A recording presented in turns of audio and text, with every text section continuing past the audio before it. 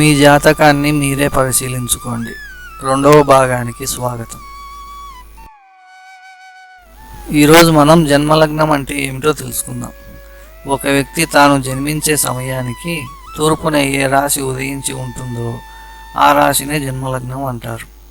ఉదాహరణకు 1981 జూలై 31వ తేదీన రాత్రి 10:30 ఒక వ్యక్తి పుట్టాడు అనుకుంటే ఆ సమయానికి తూర్పున మీనరాశి 22వ డిగ్రీ ఉదయించి ఉంటే ఆ వ్యక్తి మీనలగ్నం 22వ డిగ్రీలో పుట్టాడు అంటారు.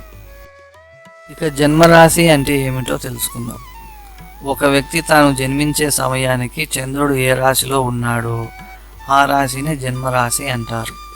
ఉదాహరణకు 1981 జూలై 31వ తేదీన రాత్రి 10:30 ఒక వ్యక్తి పుట్టాడు అనుకుంటే ఆ సమయానికి చంద్రుడు మేషరాశి 2వ డిగ్రీలో ఉన్నాడు అనుకుంటే ఆ వ్యక్తి యొక్క జన్మరాశి మేషం అవుతుంది. ఇక నక్షత్ర ప్రమాణం అంటే ఏమిటో తెలుసుకుందాం. ఒక రాశి 30 డిగ్రీలు ఉంటుందని తెలుసుకున్నాం కదా. అట్లే ఒక నక్షత్రం వచ్చేసి 13 డిగ్రీ 20 నిమిషాలు ఉంటుంది. ఇక్కడ నిమిషం అంటే కాలం కాదు, అది దూరాన్ని కొలిచే కొలతగా తీసుకోవాలి. 1 డిగ్రీకి 60 నిమిషాలకు సమానం. ఒక నక్షత్ర ప్రమాణము 13 డిగ్రీ 20 నిమిషాలు = 13 × 60 + 20 780 + 20 800 నిమిషాలు అవుతుంది. అంటే ప్రతి నక్షత్రం 800 నిమిషాలు ఉంటుందన్నమాట. ఇక దశలు అంటే ఏమిటో తెలుసుకుందాం. జ్యోతిష్కులు ఈ దశల్ని ఆధారముగా చేసుకొని మనిషి యొక్క జీవితంలో ఏ సమయంలో ఏమి జరగబోతుందో అంచనా వేయుటకు ఉపయోగపడతాయి. ఈ దశలను చంద్రుడు ఉన్న నక్షత్రాన్ని ఆధారముగా చేసుకొని లెక్క వేస్తారు. ప్రతి మనిషికి కూడా 9 దశలు ఉంటాయి. అవి వరుసగా ఈ విధంగా ఉంటాయి. రవిదశ 6 సంవత్సరాలు, చంద్రదశ 10 సంవత్సరాలు, కుజదశ 7 సంవత్సరాలు, రాహుదశ 18 సంవత్సరాలు, గురుదశ 16 సంవత్సరాలు, శనిదశ 19 సంవత్సరాలు, బుధదశ 17 సంవత్సరాలు, కేతుదశ 7 సంవత్సరాలు, శుక్రదశ 20 సంవత్సరాలు. మొత్తం అన్ని దశలు కలిపితే 120 సంవత్సరాలు అన్నమాట. ప్రతి వ్యక్తి కూడా ఆ దినము చంద్రుడు ఏ నక్షత్రంలో ఉంటాడో ఆ నక్షత్రానికి ఎవరు అధిపతో ఆ అధిపతి యొక్క దశే మొదటగా వస్తుంది. ఉదాహరణకు చంద్రుడు భరణి నక్షత్రంలో ఉన్నాడు అనుకుంటే అతనికి శుక్రమహాదశ మొదలవుతుంది. భరణి నక్షత్రం శుక్రుంది అన్నమాట. అందుకని శుక్రమహాదశతో ప్రారంభమై శుక్రమహాదశ తర్వాత రవిదశ, తర్వాత చంద్రదశ, తర్వాత కుజ, రాహు, గురు, శని, బుధ, కేతు ఈ విధంగా వరుసగా వస్తాయన్నమాట. దశలు చంద్రుడు ఉన్న నక్షత్రాన్ని ఆధారంగా చేసుకొని లెక్క వేస్తారు అని తెలుసుకున్నాము కదా. అది ఎలాగో చూస్తాం. ఉదాహరణకు ఒక వ్యక్తి పుట్టినప్పుడు చంద్రుడు అశ్విని 0 డిగ్రీలో ఉంటే అప్పుడు కేతు దశలో పుట్టాడు అంటారు. కేతు దశే అని మనకు ఎలా తెలుస్తుంది అంటే ఏ నక్షత్రాలకు ఎవరు అధిపతులు అనే విషయం మనం ముందే నేర్చుకున్నాము కదా. దానిని ఆధారముగా చేసుకొని తెలుసుకోవచ్చు. ఆ దినం ఏ నక్షత్రం ఉందో తెలుసుకొని ఆ నక్షత్రానికి అధిపతి ఎవరో ఈ పట్టిక ద్వారా తెలుసుకొని ఆ దశ నడుస్తుంది అని మనం తెలుసుకోవచ్చు. ఈ పట్టికని బాగా క్షుణ్ణంగా చదివి గుర్తుంచుకోవాలి. అదే చంద్రుడు అశ్విని 5వ డిగ్రీలో ఉంటే అప్పుడు కూడా కేతు దశే ఉంటుంది, కానీ అది కొంత గడిచిపోయి ఉంటుంది. ఈ విధంగా గడిచిపోయి మిగిలి ఉన్న దశనే దశాశేషం అంటారు. ఈ దశాశేషాన్ని కింది విధంగా చూసి మీరు లెక్క వేసుకోవచ్చు.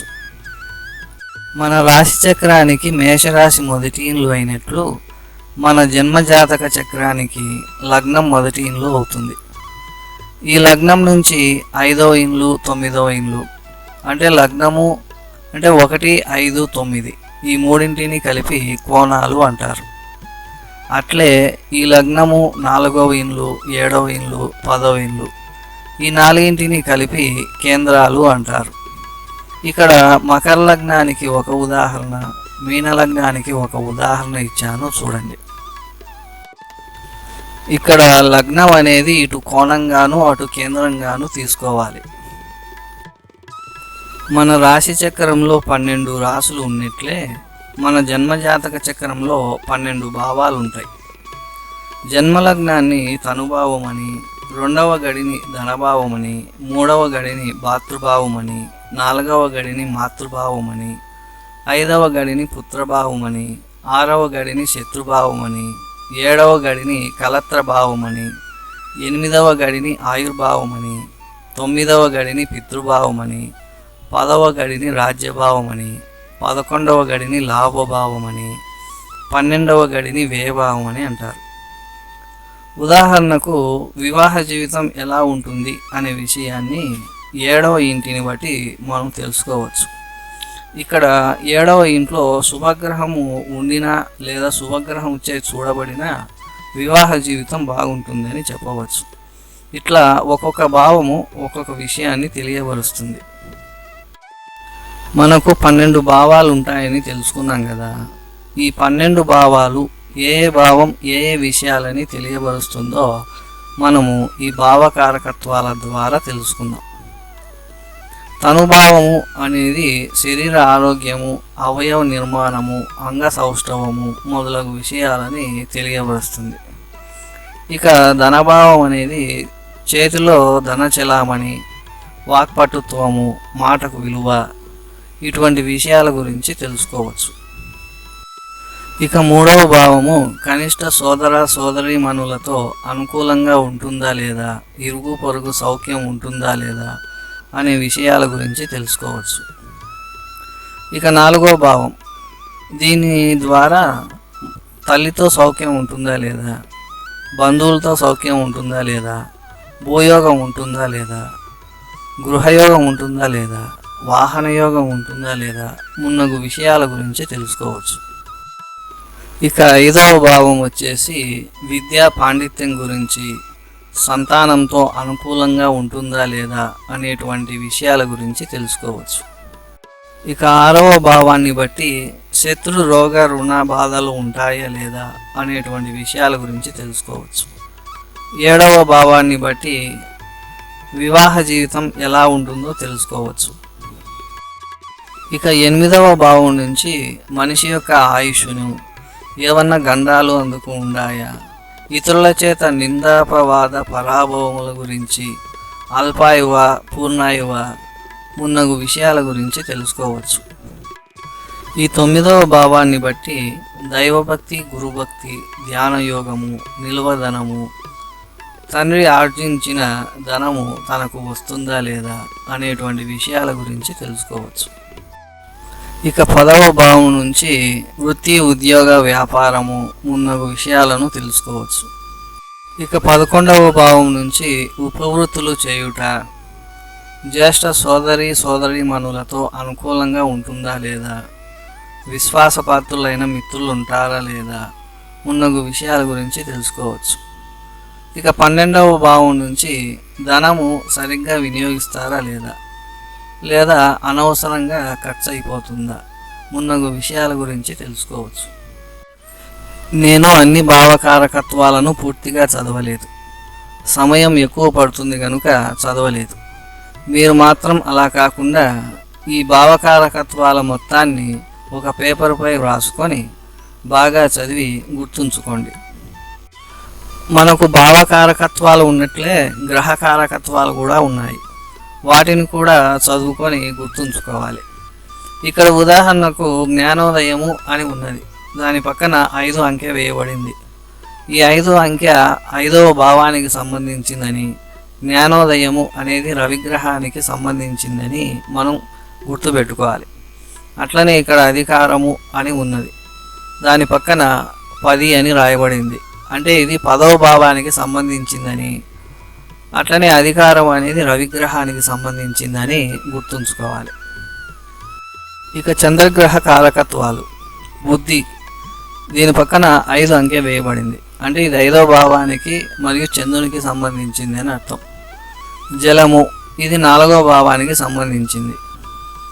స్త్రీ మాతృ రజితము ఇవన్నీ 4వ భావానికి సంబంధించినవి. ఇక కుజగ్రహ కారకత్వాలు. భూమి 4వ భావానికి సంబంధించింది మరియు కుజునికి సంబంధం. సైన్యాధిపత్యము ఇది 10వ భావానికి కుజునికి సంబంధము. బలము ఇది లగ్న భావానికి కుజునికి సంబంధం. ఈ విధంగా అన్ని కారకత్వాలను మీరు పేపర్పై వ్రాసుకొని కంఠస్థం చేసి గుర్తుంచుకోవాలి. ఇక రాహుగ్రహ కారకత్వాలు. క్రూరము ఇది 3వ 6వ భావానికి సంబంధించింది. పాపస్త్రీ సుఖము ఇది 7వ భావానికి సంబంధించింది. ఈ విధంగా అన్ని కారకత్వాలను మీరు వ్రాసుకొని కంఠస్థం చేసుకోండి. ఇక గురుగ్రహ కారకత్వాలు. సద్బ్రాహ్మణత్వము ఇది 1వ 10వ భావానికి గురువుకు సంబంధించింది. రాజసన్మానము ఇది 10వ భావానికి గురుగ్రహానికి సంబంధించింది. పురాణములు ఇది 5వ భావానికి గురుగ్రహానికి సంబంధించింది. పుత్ర పౌత్రాభివృద్ధి అష్టభోగములు ఇది 9వ భావానికి గురుగ్రహానికి సంబంధించింది. ఈ విధంగా అన్ని కారకత్వాలను మీరు నేర్చుకోవాలి. ఇక శనిగ్రహ కారకత్వాలు. బ్రాహ్మణ ద్వేషము ఇది 5వ భావానికి సంబంధించింది. గుండకులు భయంకరుడు ఇది 1వ భావానికి సంబంధించింది. ఈ విధంగా అన్ని కారకత్వాలను మీరు రాసుకొని కంఠస్థం చేయండి. బుధగ్రహ కారకత్వములు. గణిత శాస్త్రము 4-5 భావాలు. ఖగోళ శాస్త్రము 4-5 భావాలు. ఇంజనీరింగ్ 4వ భావము. వామాచారము 9వ భావము. ఈ విధంగా బుధగ్రహ కారకత్వాలు మొత్తాన్ని మీరు వ్రాసుకొని వాటిని క్షుణ్ణంగా నేర్చుకోండి. ఇక కేతుగ్రహ కారకత్వాలు. తత్వజ్ఞానము 9వ 12వ భావానికి సంబంధించినది. మోక్షము 12వ భావానికి సంబంధించింది. కేతుగ్రహానికి సంబంధించింది. మిగిలిన కారకత్వాలు మీరు పేపర్పై వ్రాసుకొని నేర్చుకోండి. ఇక శుక్రగ్రహ కారకత్వాలు. వివాహము 7వ భావానికి సంబంధించింది, శుక్రునికి సంబంధించింది. కన్యత్వము ఇది 7వ భావానికి శుక్రునికి సంబంధించింది. కావ్య రచన 4వ భావము 5వ భావానికి సంబంధించింది మరియు శుక్రునికి సంబంధించినది. నాటకాలంకారములు ఇది 5వ భావానికి శుక్రునికి సంబంధించినది. ఇంతవరకు తెలియజేసిన విషయాలను మీరు క్షుణ్ణంగా నేర్చుకోగలరని ఆశిస్తూ ఈ వీడియోని ఇంతటితో ముగిస్తున్నాను. తర్వాత వీడియోలో కలుసుకుందాం. నమస్కారం.